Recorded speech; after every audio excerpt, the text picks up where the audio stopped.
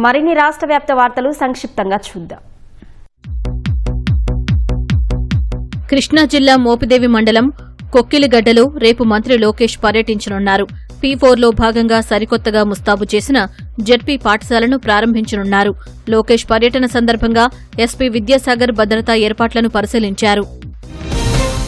గుంటూరు జిల్లా మంగళగిరి ఏసీఏ స్టేడియంలో రేపు తొలి ఏపీఎల్ మ్యాచ్ జరగనుంది.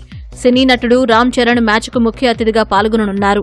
ఈ నెల 24 నుంచి 30 వరకు మంగళగిరిలో ఏపీఎల్ మ్యాచ్లు జరగనున్నాయి.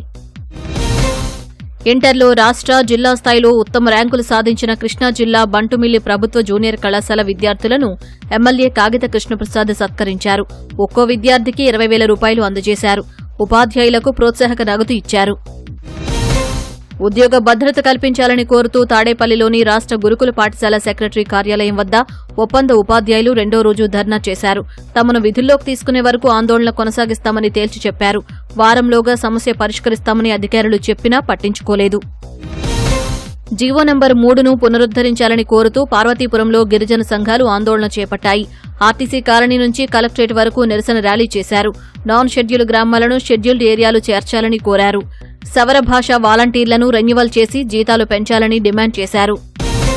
శ్రీకాకుళం డే అండ్ నైట్ కూడలిలో ఆర్టీసీ బస్సుకు త్రుటిలో అగ్ని ప్రమాదం తప్పింది. బస్సు ఇంజన్ నుంచి దట్టమైన పొగలు వ్యాపించడంతో బయట ఉన్న ప్రజలు గమనించి డ్రైవర్ను అప్రమత్తం చేశారు. డ్రైవర్ బస్సును ఆపడంతో ప్రయాణికులు కిందికి దిగి పరుగులు తీశారు. అగ్నిమాపక సిబ్బంది ఘటనా స్థలికి చేరుకుని మంటలను అదుపు చేశారు. నెల్లూరు జిల్లా కొడవలూరు మండలం గండవరం వద్ద జాతీయ రహదారిపై ఘోర రోడ్డు ప్రమాదం జరిగింది. కారు డ్రైవర్ నిద్రమత్తులో డివైడర్, ట్రక్కు, ఆటోను ఢీకొన్నారు. ఘటనలో 5 విద్యార్థులు తీవ్రంగా గాయపడ్డారు. వీరిని స్థానికులు నెల్లూరులోని ప్రైవేట్ ఆసుపత్రికి తరలించారు. అనంతపురం జిల్లా సెట్టూరు మండలం లక్ష్మంపల్లి గ్రామంలో వ్యవసాయ బావి వద్ద ఉన్న విద్యుత్ డీపీని దొంగలు చోరీ చేశారు. 40 కిలోల వైర్లు, విద్యుత్ పరికరాలను ఎత్తుకెళ్లారని బాధిత రైతు తెలిపారు. గుర్తు తెలియని వ్యక్తులు విద్యుత్ పరికరాలే లక్ష్యంగా వరుస చోరీలు చేస్తున్నారని గ్రామస్తులు చెప్పారు. పోలీసులు చర్యలు తీసుకోవాలని విజ్ఞప్తి చేశారు. కోనసీమ, కాకినాడ, తూర్పుగోదావరి జిల్లాల్లో బైకులు చోరీ చేస్తున్న 5గురిని కోనసీమ జిల్లా పోలీసులు అరెస్టు చేశారు. నిందితుల నుంచి 38 లక్షల రూపాయల విలువైన 38 బైకులు స్వాధీనం చేసుకున్నారు. నిందితులపై 21 పోలీస్ స్టేషన్లలో 32 కేసులు ఉన్నట్లు పోలీసులు తెలిపారు.